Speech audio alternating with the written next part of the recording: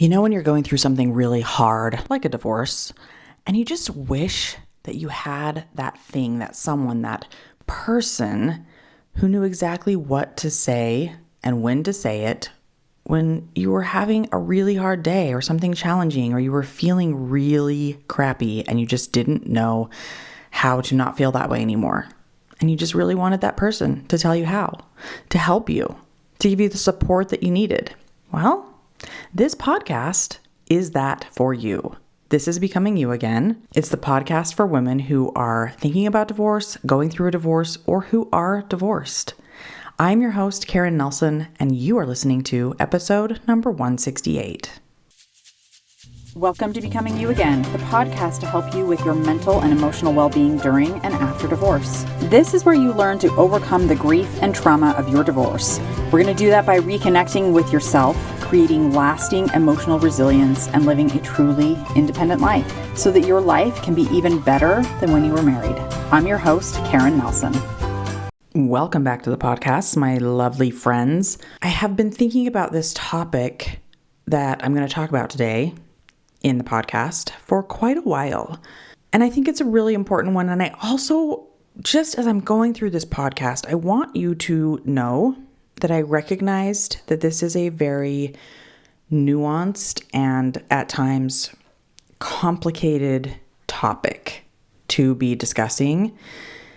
And I don't want to overstep any bounds, but I do think it's really important to understand the mindset behind this. And you're going to know exactly how this fits in just like 5 seconds when I tell you what the topic is. But I just want you to know, I understand that it is nuanced, it can be complicated, and take it or leave it, whatever you will, as with all of my topics that I talk about. And just know that you are loved, that you are so much stronger than you think or believe about yourself in every case. Like, I promise you, in every case. And you got this. You're going to get through your divorce and come out the other side so much stronger, believing and seeing your capabilities.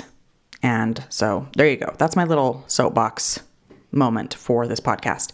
But today I am talking about moving beyond being a victim. And this is where I want you to remember that this is a very nuanced topic, because there are going to be times in your life, you might even be in one right now, where you are being a victim, where you are a victim. You are being victimized by someone. There is an abuser, and you are the victim of that abuse in whatever form that takes. Okay? This podcast is not about invalidating that, telling you that you're making it up, telling you that you're wrong, telling you that it's your fault. No, we are not going to any of that. We are not believing any of that, because none of that is true. Okay? If you have been a victim, if you are currently a victim, or if you believe that at some point you were a victim to some type of abuse during your marriage, during a relationship, during your childhood even, like this, this could even apply to things that have happened really far in your past, but we are not discounting that at all. And so this is my very first tip when it comes to being able to move beyond being a victim, is that we are going to not invalidate, but rather validate the fact that you are a victim, you were a victim, okay? And you have to decide, obviously, which, if it's in the past or if it's currently happening, I don't know, because I don't know you, but you will know. So we're not going to downplay what has happened to you. It's very possible, probable even, that if you are going through a divorce, or if you're thinking about it, or if you've gone through a divorce, that you were mistreated, you were put down, you were, in many cases, abused in many different ways. And there are lots of different types of abuse. I have done an entire podcast on just abuse, but the very first step to being able to move beyond that label, victim, is recognizing and validating that it did happen, that it is happening. You are a victim, you were a victim. That is real. It happened. And we are not going to take that away from you or blame you for it, okay? And so when you can step into recognizing that, this is the next step, is being able to open up to healing from being victimized in whatever form you were victimized. And that can look a lot of different ways, right? It can look like therapy in some way. It can look like trauma therapy even. It might be as deep as you need some trauma therapy, some trauma coaching, some specialized help in that way. It can look like another form of coaching, grief coaching. It can look like getting on medication of some kind. And obviously you would need to go to your doctor for that, and or your psychiatrist or your therapist can recommend medications. You can go to support groups. You can do yoga, movement, somatic coaches. There are so many different forms of support as you are healing from being victimized in whatever form you were victimized, that you can take on, that you can step into, so that you can heal yourself to be able to move forward. And so where this podcast comes in is after some of that healing has happened, okay? Because it's once you've done some of that healing for yourself and reconnection to you and to your own intuition, that's when you are at the point where you get to choose intentionally if you want to leave the label of victim in the past. And I'm going to tell you why this is really important. Recognizing that you were a victim is really important because it tells you that you are not bad or wrong or caused this in some way. And then healing some, reconnecting with yourself, and intentionally choosing to leave the label of victim in the past. And this is on whatever timeline it works for you, right? There's no like right or wrong timeline of how long this takes to get to that place. But once you get to that place where you get to intentionally choose, you start to recognize how staying in victim mentality will continue to keep you stuck and repeating cycles of feeling terrible, of not being able to move forward, of continuing to wear that label around, which is in some ways allowing your abuser to continue to victimize you through the beliefs that you have about yourself, through the story that you have about yourself. In many ways, when you continue to carry around the label or the stigma of being a victim, you continue to feel like you have no control over your own life or your choices moving forward. You continue to feel victimized over and over, which feels terrible, which is so heart-wrenching and so heartbreaking. You cannot step into your own power to make choices and move forward. And when you stay in a victim mindset or a victimized mindset, it makes it very difficult to show up as the person you want to be, because there is so much focus and emphasis on the other person, the person who victimized you, and how they showed up or how they're continuing to show up, that you forget to put your focus back on you and what you can control in your life. And this is where I really want to reiterate, again, leaving the label of victim in the past does not mean that you are just letting your abuser off the hook. It does not mean that you are forgiving them or dismissing their actions or what they did to you.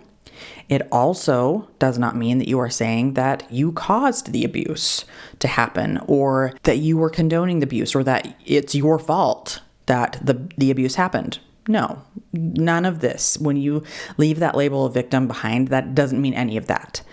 That victimizer, that abuser, that person who hurt you will always be held accountable for their actions in some form. We don't know exactly what that's going to look like. It may not always be in the justice form that we have set up in the world, right? In whatever that looks like jail, time, paying for it in some way that we can see, but they will always have to carry that around with them, that they treated you or did things to you that were terrible in some way. And we're going to leave that in their hands. And we're going to take back what we can control. That is where the focus needs to be. We are focusing on what is in your control. And the reason we do that is because that is the literally only thing moving forward that you have control over, right? You have control over you, how you think about yourself, how you see yourself, how you talk to yourself.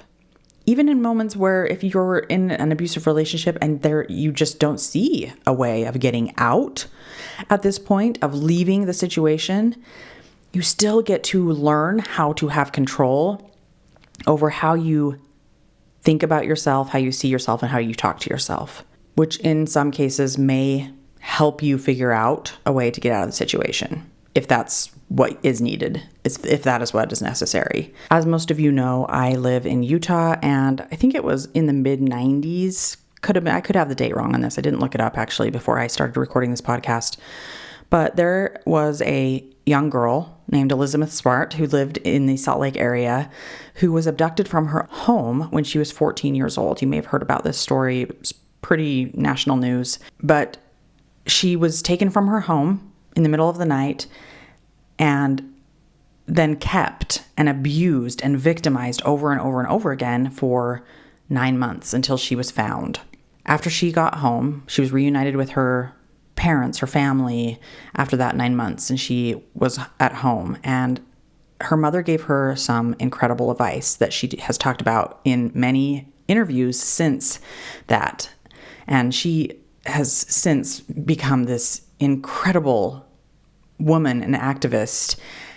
And if you don't know anything about this story or you don't know about her, you should definitely do some research. She is an incredible woman and is doing so much to help women step into their power and live their lives for them. But I digress. What I wanted to point out is this advice that her mother gave her the morning that she returned.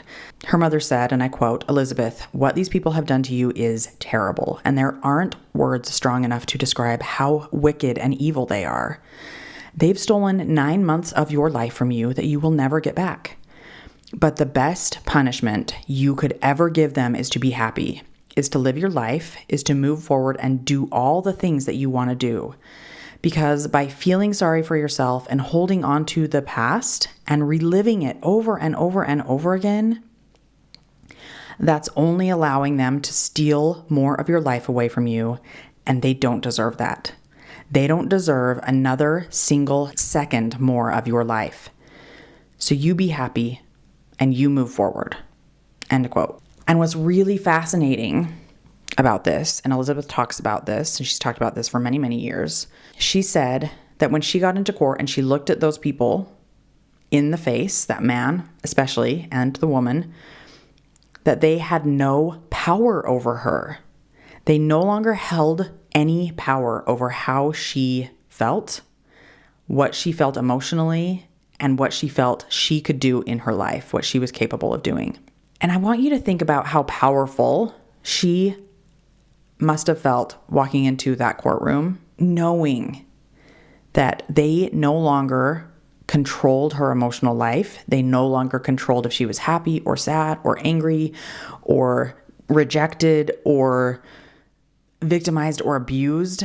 They no longer had control over what was going on in her head and what she thought about herself and how she saw herself.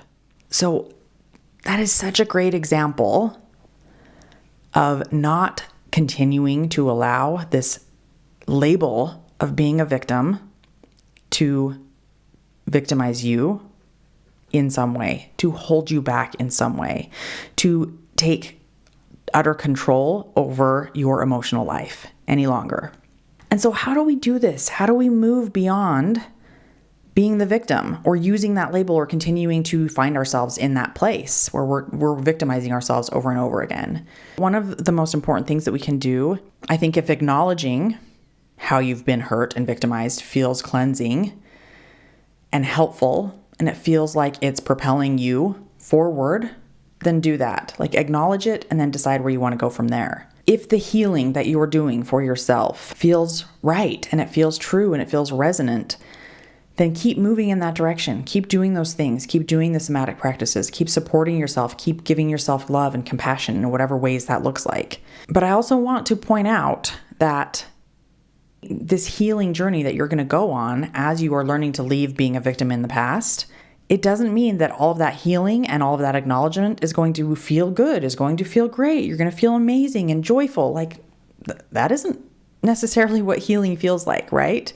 But you can tell the difference between healing, where you are moving beyond the label of victim, where you are moving forward, where you are propelling yourself toward something good and stepping into your power, because you're going to feel lighter. You're going to feel more cleansed. You're going to feel stronger. You're going to feel more trusting of yourself. You're going to feel that sense of moving forward. And if you continue to stay in the victim mentality, you are going to feel re-abused in your mind. You are going to continue to hold on to that story of what has happened to you, and you're going to feel out of control. You're going to feel stuck. You will continue to victimize yourself over and over again in your head, and it's going to hold you back in some way, and it's going to feel different than the pain that comes with healing. And then the next step that you can do is to start to recognize what is within your control and then step into that power. We all have power within us. And many women overlook our own power. We diminish it. We decide that we aren't able to step into that power because it's just not within us, and it's just not true. So what thoughts do you have that feel limiting, that feel victimizing, that feel like you aren't able to step into that power, that feel like you're being held back? What are those thoughts that you're believing about yourself? Write some down. Identify one or two that you want to work on replacing, that you want to stop believing, that you are tired of holding on to even. What are some of those thoughts that feel really terrible when you think them about yourself, when you believe them about yourself? And let's come up with something new that feels a little better, that feels a little more true, that feels a little more cleansing, that feels a little more healing. And I want you to know that there's no timeline to this, and it's okay if you need to do this in baby steps. We're not going from you're the worst type of a human, you caused this, to you're amazing and everything's perfect and your life has been incredible. I don't even know if we ever need to get to that other thought, right? But we can do it in baby steps of something terrible happened to me and I'm ready to move forward. I'm ready to let it go. I'm ready to take my power back. I'm ready to step into a little bit more of trusting myself. I'm learning to trust myself. I'm learning to be powerful in my choices. I'm getting better at believing I'm worthy. I'm starting to recognize that I've been through hard things and I can continue to do hard things as I heal.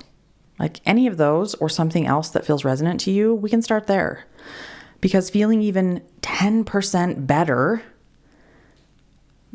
than you did by working on believing a new thought or believing a new story, that is going to be 10% less victimizing that is going to be happening in your brain.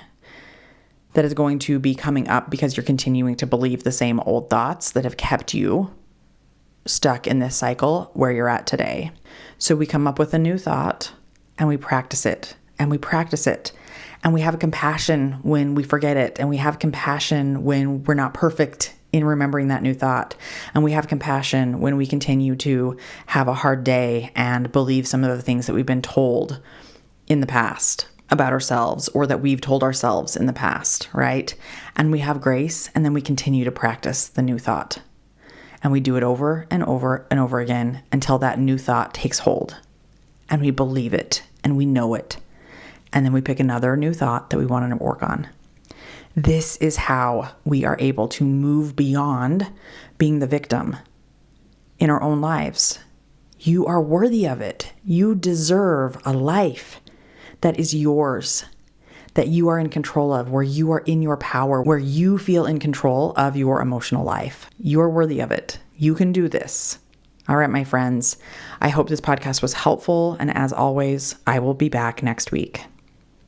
Hi friend, I'm so glad you're here and thanks for listening. I wanted to let you know that if you're wanting more, a way to make deeper, more lasting change, then working one-on-one with me as your coach may be exactly what you need. Together, we'll take everything you're learning in the podcast and implement it in your life with weekly coaching, real-life practice, and practical guidance. To learn more about how to work with me one-on-one, go to KarenNelsonCoaching.com. That's www.KarenNelsonCoaching.com. Thanks for listening. If this podcast agreed with you in any way, please take a minute to follow and give me a rating wherever you listen to podcasts. And for more details about how I can help you live an even better life than when you were married, make sure and check out the full show notes by clicking the link in the description.